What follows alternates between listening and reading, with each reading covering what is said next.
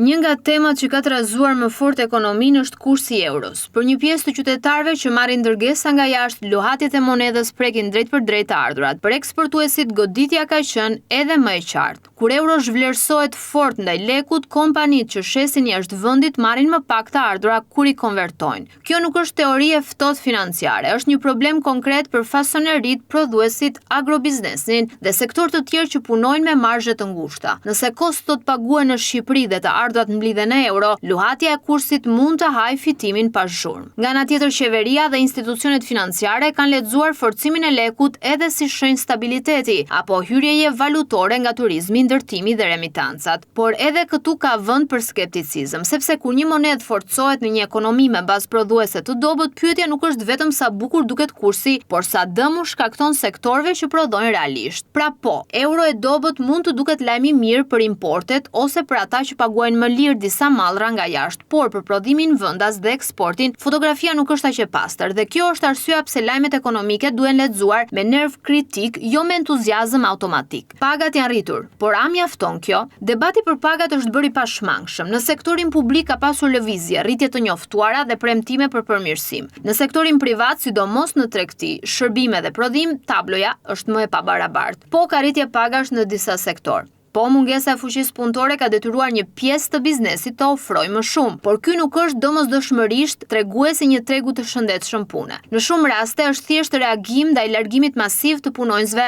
dhe krizës së emigracionit. Me fjalë të tjera, paga po rritet, jo sepse ekonomia po shpërndan më drejt fitimin, por sepse tregu po boshatiset. Kjo krijon një kontradikt të fortë. Nga njëra anë, sipërmarrjet ankohen se nuk gjejnë punëtor. Nga ana tjetër, qytetarët ankohen se paga ende nuk mban barrën e jetesës. Të dyja palët kanë të drejtë. Problemi është strukturor, produktiviteti ulët, informalitetet, mungesë investimesh serioze në aftësi dhe një klimë ku punëmarrësi shpesh shihet si kosto dhe jo si kapital.